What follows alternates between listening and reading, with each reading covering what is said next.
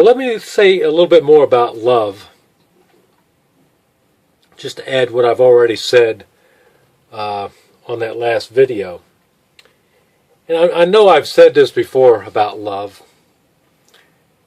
And anybody who has been following what I've been teaching or saying, however you want to say it, I'm saying Jesus was teaching oneness with God, and the pathway to God is trying to be perfect, and the way to be perfect is to be the best that you can be, and the best that you can be is to get in touch with your spirit, and in order to experience a full life and to receive love from others, you have to learn how to give love, because through the process of giving love, you receive love, and you experience higher and higher realizations of love. Just by you giving love creates love.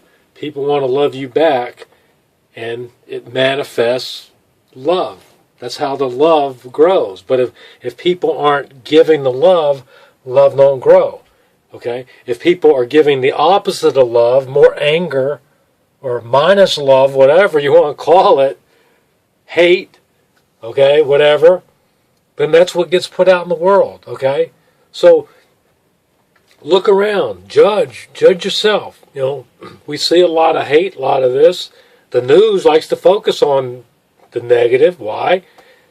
That's what sells. That's apparently, I guess nobody wants to try the good news, or maybe they've tried it and it's failed. I don't know. But a lot of things are going to change. And I think one thing that needs to change is the focus on the love and the good news.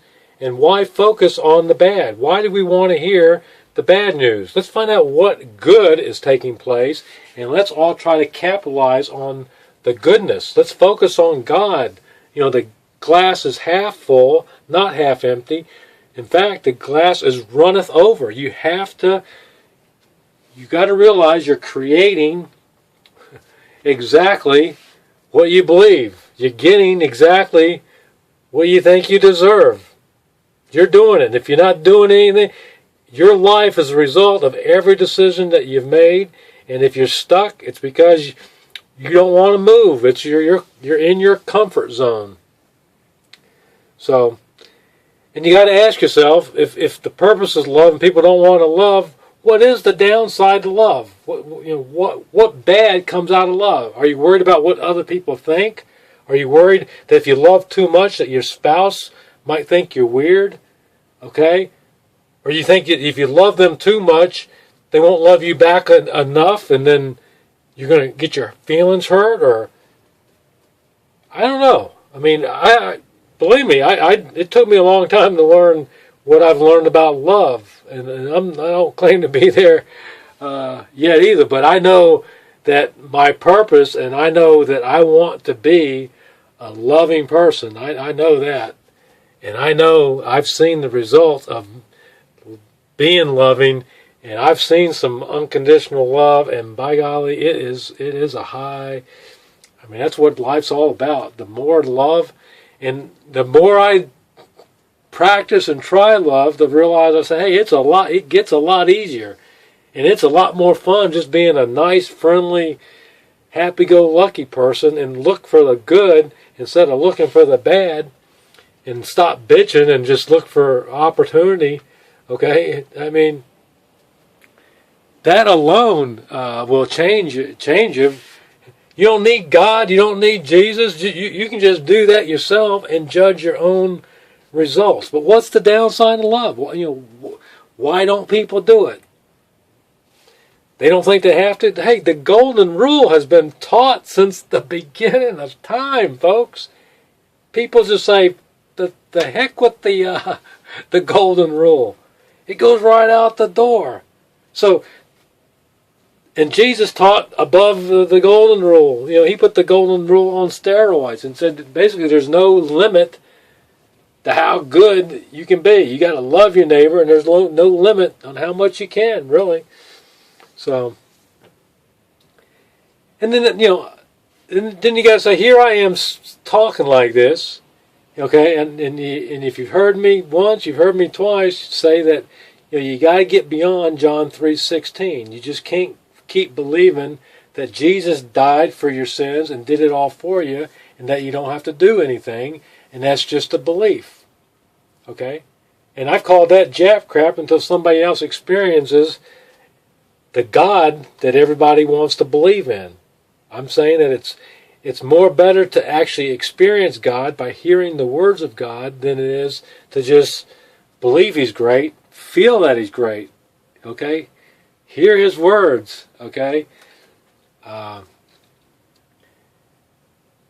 So am I crazy? Okay, I'm saying I'm hearing God's word, so is He playing a game on me? Am I playing mind games with myself? I feel more happy and more together than I did prior, so I don't care if I'm deluded or I'm crazy. I like this crazy, okay? But then if I'm hearing God's words, why am I being told to say this stuff if it's a lie?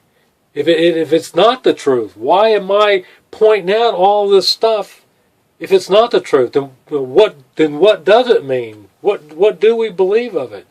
Just the same thing that we've been believing? Compare what I say to what other people have said and believed about the same verses that I'm teaching about and tying it all together. What does people say about Adam and Eve? What does people say about the creation story? You know? And what does other people say Jesus teaches, if anything? Right?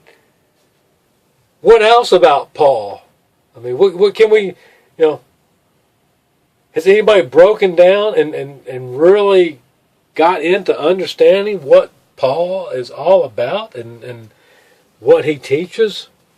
I mean, I just touched on a couple verses there in Colossians earlier and something out of 1 Corinthian, And I've been touching on some Paul stuff quite a bit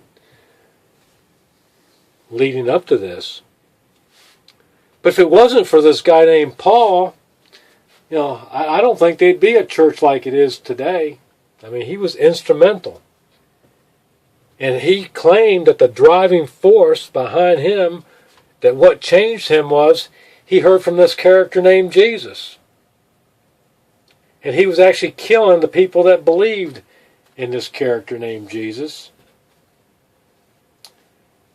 And he claims to be a disciple of Jesus and that he is teaching from not man's words, but the words that he's receiving from who? God. And this character, Jesus. That's what you want to believe is what he's saying, the truth. He says, I only know what the disciples have told me about Jesus' resurrection. All that. He just says, hey, I don't know. He doesn't claim to know that, but he says, all I know is what I know, and I hear words from Jesus. Okay? So that's what you want to believe. Is that the truth or not? Or is that bullshit? Okay? Are these letters that are captured in the Bible and then truthful? If so, what is he trying to say? You got to look at the big picture, folks. First, you got to see what happened to him and where he was coming from, and you got to look at the big picture of his big words. He uses that 4-letter word love, and he puts a lot of emphasis on that word love. More so, he's putting more emphasis on the word love than he is that, hey, folks, don't worry about your sin nature. Jesus took care of that. Just believe in Jesus. He never said that, folks. Why is he so concerned about people's sin nature and telling them not to sin and be more spirit-minded? Why is he saying all this shit, people? Pardon my, foul language, but it's for emphasis.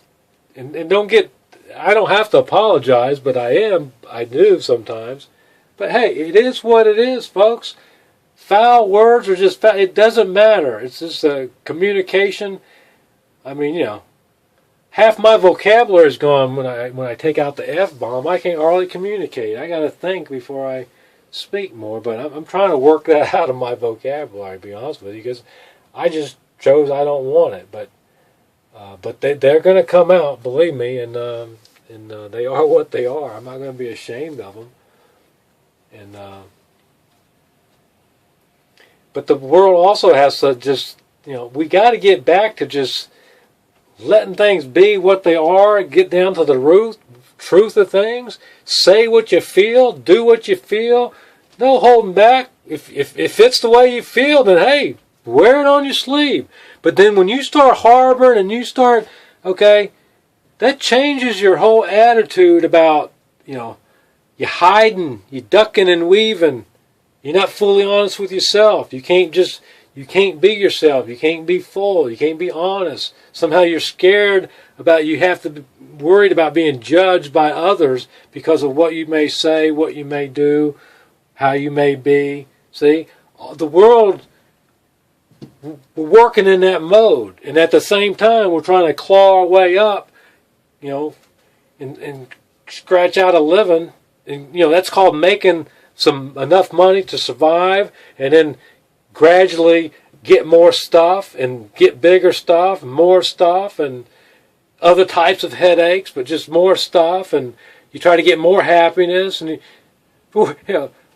is it any happier closer you get to the top? I mean, the people at the bottom think so, but then the people at the top saying, hey, they're looking at people above them at the top, and they're trying to get more of that. See, it's just a struggle. It's like, what are you personally happy with? What's your definition of happy? Then you stop. But if your expectations are higher, then you keep going. Then you set higher expectations.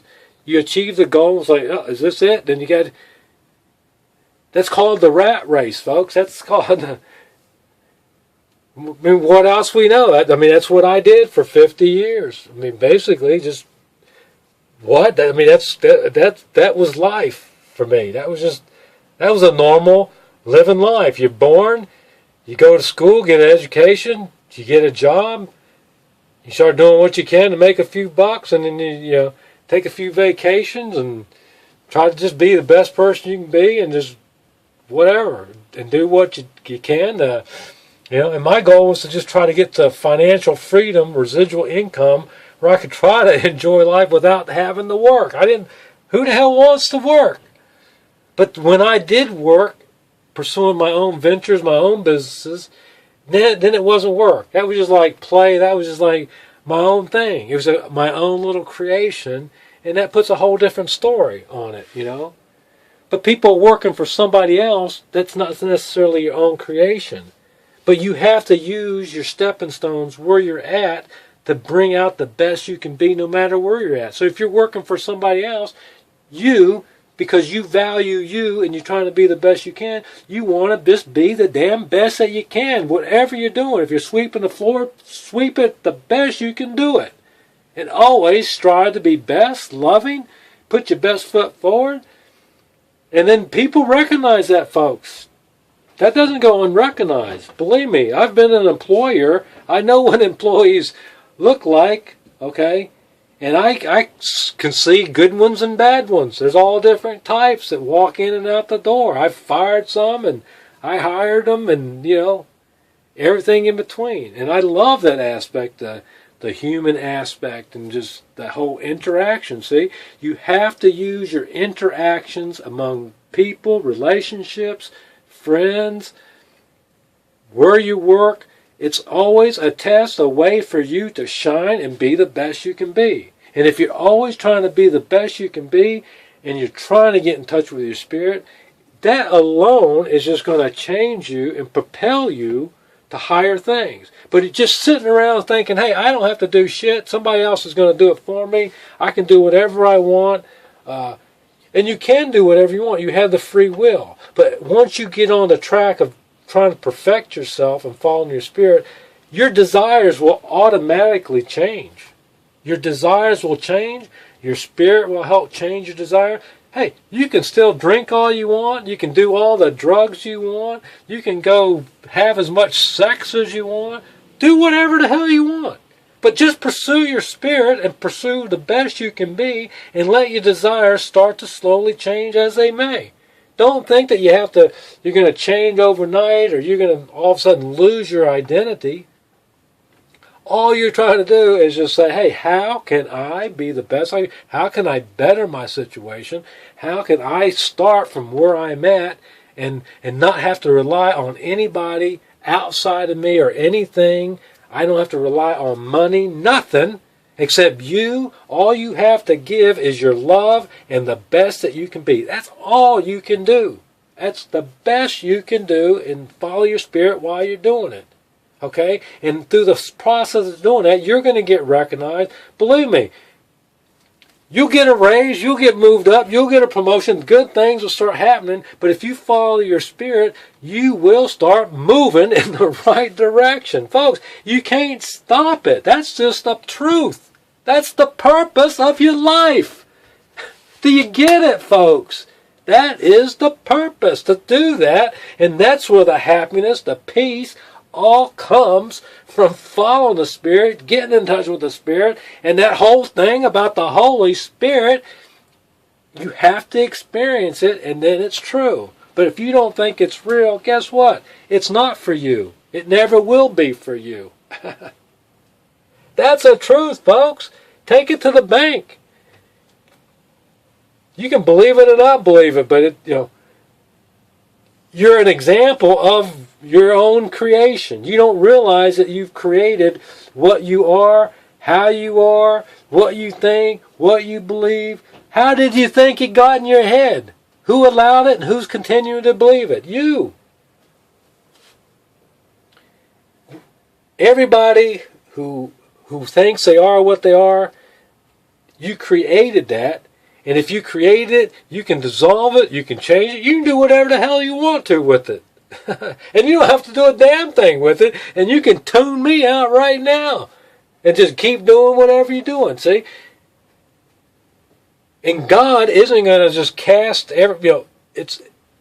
God is just indifferent. He has set up a plan. He created us out of love. And He set up a plan. It's all based on grace. And He's allowing everybody the free will to evolve closer to Him, her, whatever the hell you want to call it. Get closer to the pickle, the wow, with all the stuff that I've called it. Whatever you want it to be.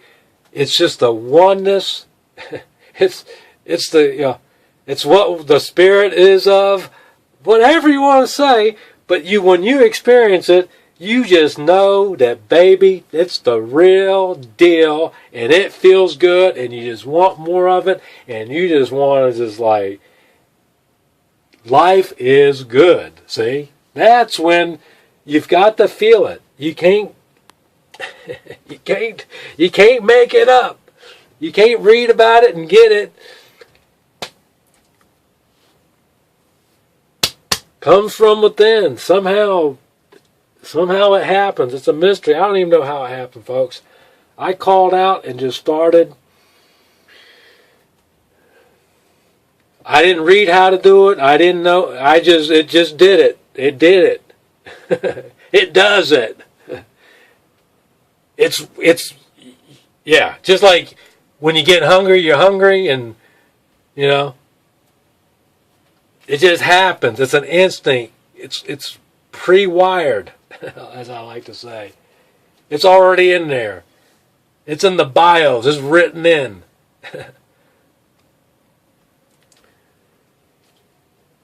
Folks, our bodies, your body, the human body, there is more going on. There's more capability than science, anybody could even know. If you're waiting on science to tell you, and if you're waiting on religion to tell you, you're going to die before they tell you anything.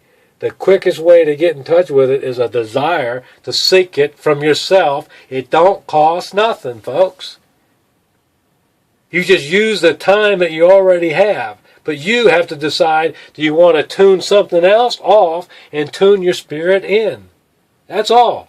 But we don't want to tune the other stuff out. We like that stuff. Why? It gives us satisfaction, escape, from what? From life or whatever we're creating. Why do we drink? To forget about our shit. Okay, for a little while. So that we can just get drunk and not think about crap. Because when you're not drunk, you're thinking about all the crap. The mind's going, and the thoughts and the worry, and blah, blah, blah. Give me a drink. Relax. That's the only way. For years I could relax. The only way I could get to sleep was just to be, 4 or 5 beers later, just to take the edge off. That's how it starts, folks. Where's the edge come from? Where's the stress come from? Between the ears and how you're processing your environment, how you're processing your life, how you're processing everything. Well, how, why, and how are you processing all this stuff? Well, that's what you got to try to learn. You got to learn to control your thinking in and out. And through the process of controlling your thinking, okay, you got to get in touch with your spirit. You got to figure out where these thoughts are coming from and control your thoughts, the good ones and the bad ones, and start leaning towards the good ones. That's coming from within you. So, that went a lot further than I thought. I hope that was sort of a different spin on the same thing I've been teaching. And this is all based on Jesus. Jesus is the man, the most godlike man. If anybody deserves to be called God, it's Jesus. And guess what? God doesn't care that they've called him God. But now the time has come where, hey, we're moving up. We're evolving up spirit-wise. And we're saying, hey, we got to get past that belief stuff. And we got to evolve up. And how about let's get in touch with Jesus? Let's step our game up a little bit. How about let's get in touch with that Holy Spirit? Let's step our game up, folks. Don't be satisfied with the same old, same old. Life is moving on. The Word is a living Word. It comes out, how? Through people. God uses people. He could just, boom, send friggin', almost through a F, send fire from heaven. He could do that. Okay? The Bible talks about hailstones. Where is that? God, do you hear me? Send down some fire and some brimstone and let's get this show moving. Why mess around here? A couple of lightning bolts. It's documented, who was it? Isaiah, when they're, my God or your God, and, and they try to get the fire going, all that, and he's like, stand back, and then boom. That's recorded. Now, I don't believe it because I haven't seen that. See, as far as I'm concerned, that's just an exaggeration. A lot of people want to believe that. That's just a belief. I don't want to believe anything that I don't experience. But I'm experiencing words of God and words of Jesus, so I believe that. But does the Spirit live forever? I don't know, because I can't get past that. But I say yes only because I'm in touch with Jesus' spirit, so Jesus' spirit has survived. But guess what? My spirit ain't no damn Jesus' spirit, so I don't know what the hell my spirit's going to do. Okay? But I feel like now that I'm in touch with this whole spirit thing and what's going on, I feel a lot better leaving this planet knowing that than not knowing it. So, that's my story. I'm sticking to it. And I like the plan I'm on now. Okay? I'm using my free will to follow my spirit's guidance. And, and I've just been guided to head my ass up to Atlanta and start spreading the Holy Spirit, going through Orlando. We're going to make a pit stop at the Holy Land. And then we're going to head on up to Atlanta. And I may take a pit stop and do a little hiking trip. I love to hike. I've been doing a little research on some trails up in that area. So I'm looking forward. I want to get into the mountains. I miss the mountains. I came to Florida. I left the White Mountains. And so and I love to camp. I like to hike, and I just want to get back into nature. So I want to leave here, and then I'm just going to kind of wind down and wind up at the same time, and just get into the spirit as much as I can on the trip, and then I'm going to come on back down and then settle there in Atlanta and get the show on the road. I'm going to go see who I'm supposed to see, and then we're just going to go from there, folks. We're going to go from there. Hallelujah. It's all for God's glory, folks. You know, people have read that, the glory of God. What does all that mean? Man, you just have to, I mean, what else could you say? I mean, when you connect with God, it's like, man, it's all of God. This is all, I mean, we're all one. And it's just like, man, this is just like, we're just talking about love, folks. What is wrong with love? Why such a resistance on love? That's a mystery. That's the challenge. That's always been the challenge. Nothing's changed. We got to cut through the BS, cut to it and say, why don't we love? What's the downside of loving? There is none. And why don't we do it? That's what you got to ask yourself. Why? Why don't you want to seek and find a God that you say you believe in? Or why don't you want to seek and find the truth of that God? Why? You scared what you might find? You're scared what you may not find? You're scared that you might have to change? How do you think you became what you are? It was a process of change. It was so slow you didn't even realize it. Okay? But out of every change is always a good. In either way, you don't have a damn choice. You just learn your lesson and just move the hell on. That's all you can do, folks. And shame on you if you didn't learn a lesson and repeat the same damn mistake. Now listen, I'm not judging. The same dog bit me several times. Hard. So hard I said, hey, I ain't doing that damn again. And I called out to God, and I've been on that journey for the last 4 years. And guess what? The ride keeps getting smoother and better. So, if it can happen to me, folks, I'm nobody special. It can happen to you. So, okay. That's it for now. Thanks for tuning in. And if you like this Jap crap, stay tuned in. But more importantly, apply it to seek your... It's like, I feel like I'm trying to talk people in to getting in touch with their spirit. How crazy is that be?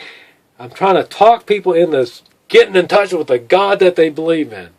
I don't know. It seems like now where I'm coming from, it seems so logical. But I know that if I was on the other side and I heard this, I don't know what I would think. I would just ignore it. I probably wouldn't even hear of it because, yeah, I wasn't at that point then, you know. But if I heard it,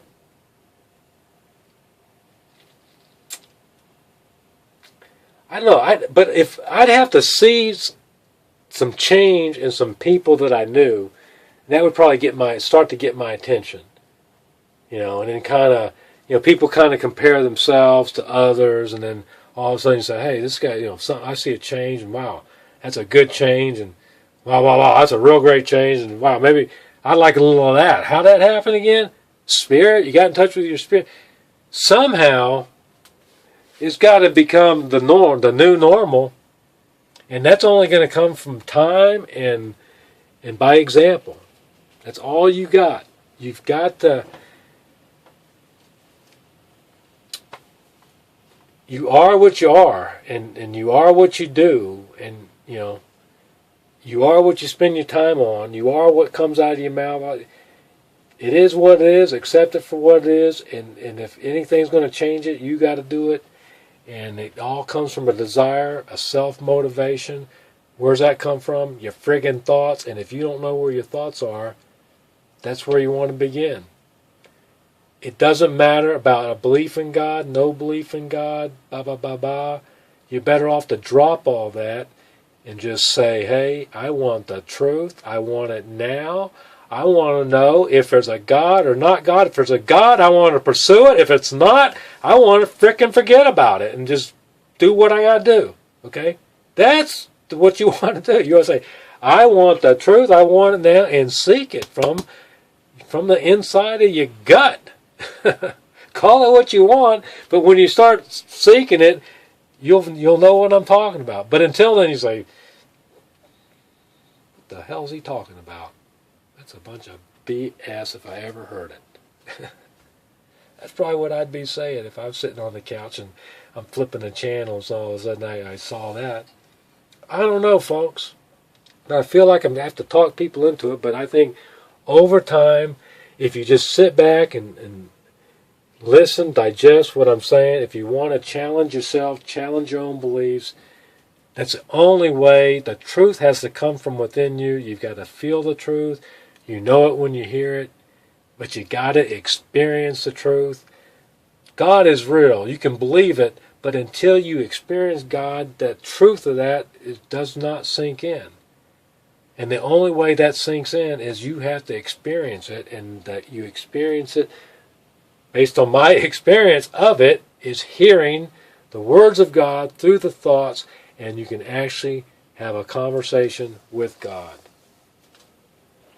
And for me, I actually have made a personal covenant with God, and I plan to follow that through. And I don't know if that's the process for everybody, but that seems to be a process that has that's occurred, recorded in the Bible. So, but hey, that part doesn't matter. You just follow your spirit, be the best you can be by following your spirit, and then where the chips fall, let them fall, because that's the best you can do. And I tell you what, just by deciding to turn that corner and head in the direction of your own spirit, folks, it's going to get better, slow but sure, day by day. Keep strong, keep on the path, don't quit, just keep going. Good things will happen. Just seek the guidance from within and learn to hear the guidance and follow it. Learn to hear that guidance, and the only way you're going to learn to hear the guidance is to control the thoughts and to get in your own head and know where those thoughts are coming from. And then you'll be able to discern or understand the thoughts that are coming from your higher self, your spirit self, versus the ones coming from you. And then all of a sudden, that little voice of Jesus will sneak in there. That voice of God will sneak in there. Your spirit will, believe me, it just all starts working together somehow. Just trust. Have faith that it's going to work and that you're going to get in touch. If your desire is true, you will. A loving Father is not going to deny you. If He does, we're all wasting our freaking time here. Well,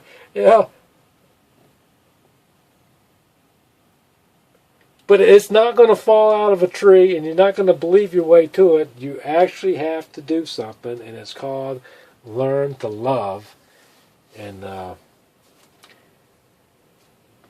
that's the way I'm being taught it. But guess what? I got into it by suffering and calling out. So you get on the path down there, okay? But to keep evolving up, I got to learn love. See? So believe me, I started no love. I got divorced twice, so there was a minus of love in my life, and I wasn't given much of it, and that helped lead to the divorce. Okay, so I'm starting way down below on the love scale, folks, and I'm working my ass way up. So I'm just saying, love just didn't fall out of a tree and hit me. Okay, I called out to a thing called God and said, hey, I want to be guided guide me, because I don't want to do my way. Guide me. I'm ready to follow and listen. And that's all I've been doing, folks. I've just been asking for guidance and learning how to listen and follow. Asking for guidance and just listen and follow. But it's my free will, my choice to do so. I could go tell them all to screw off right now and go back to what I was doing. I owned a bar. I did a lot of things. I could go open a bar right now somewhere. There's plenty of those for sale, and do whatever I could do anything I want. I get drunk right now, do whatever.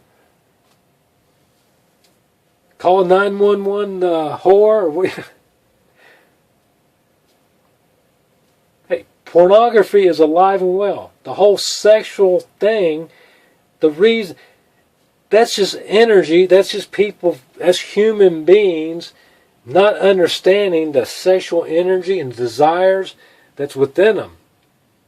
And not understanding, I mean, you're being controlled by that energy and that desire. You're not controlling that desire.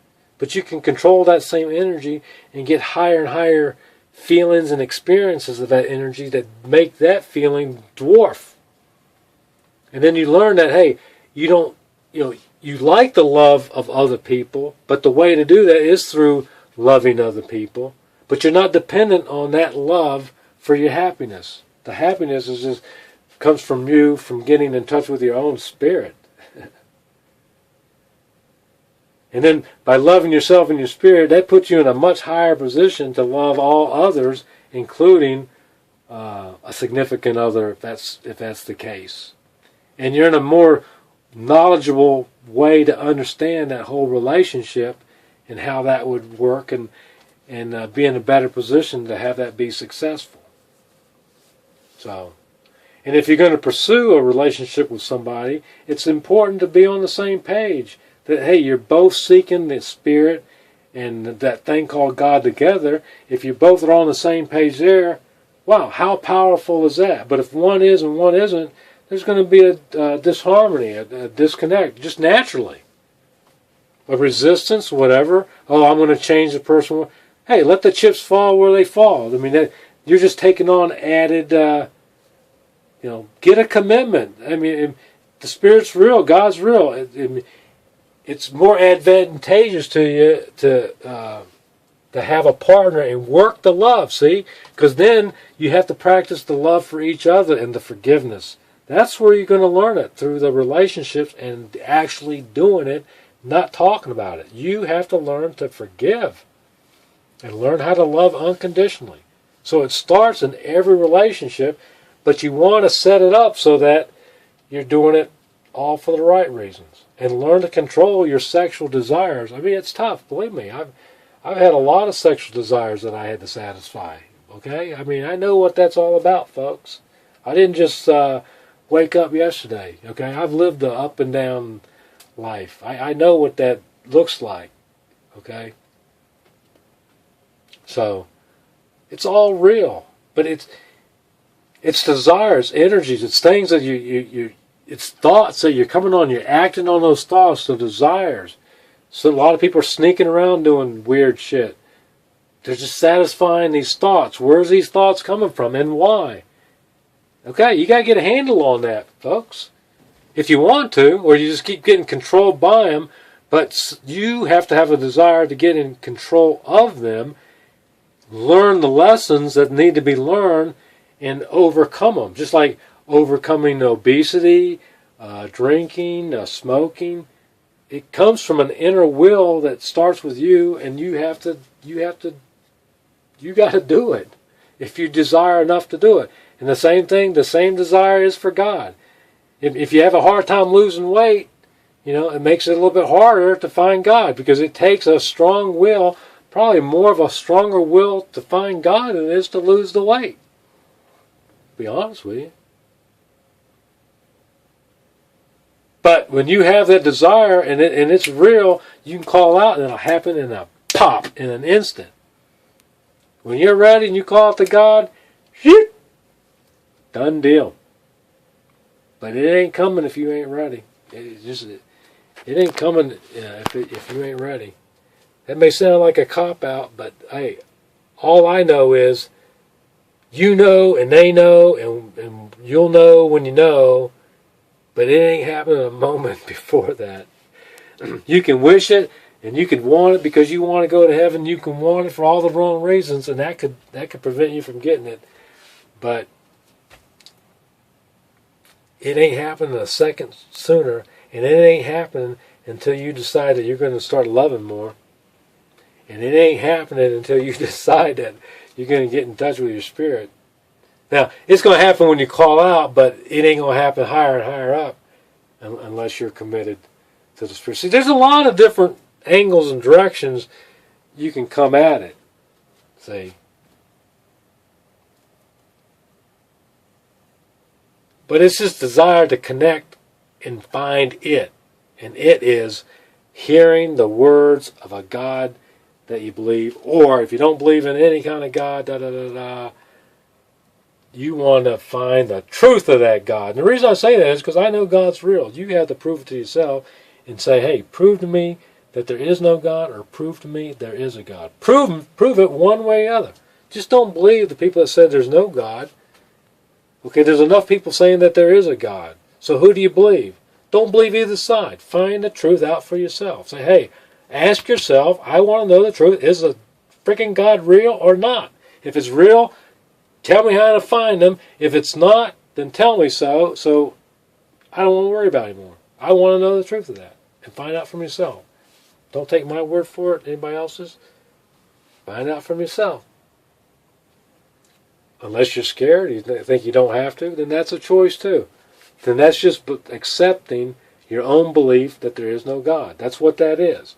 That's not saying that what you believe is true or not. It's just you believing that there is no God, and you don't want to seek the truth of that God.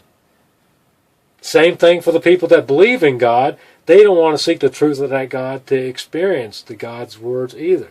So the believer and the non-believer are in the same boat. Neither one of them are hearing the words of God. One of them just believes that they don't have to and believes in it and is happy doing so. And the other one is they don't give two squats about it. But the results are the same. Neither side is hearing the word. And one side may get some comfort just having that belief, but the other side could have just as much comfort in what they believe. So, more so. Because the one that thinks that they have to do all this religious shit, it just adds more crap in their head. You know, you have to say, well, why isn't the good shit, why isn't all this stuff I believe happening? Oh, I don't believe more. How do I believe more? See, it's always a struggle to believe more, but just believing more don't get you any of the spiritual stuff that you want. You want to hear the words of God, but you can't believe your way to it. What do you got to do? You got to follow what Jesus teaches. Don't believe what they say about Jesus. Do what Jesus teaches. He teaches the path to God, oneness with God. How? Love. So, again, I'm just teaching it or saying it from a different angle, but it all comes down to love, folks. If you don't want to love, ask yourself why. What's the downside of love? It's only you deciding to hold yourself back. And that's why you are only getting as much love in your life as you're willing to give out. So you be the judge. All right, folks, that's it for now.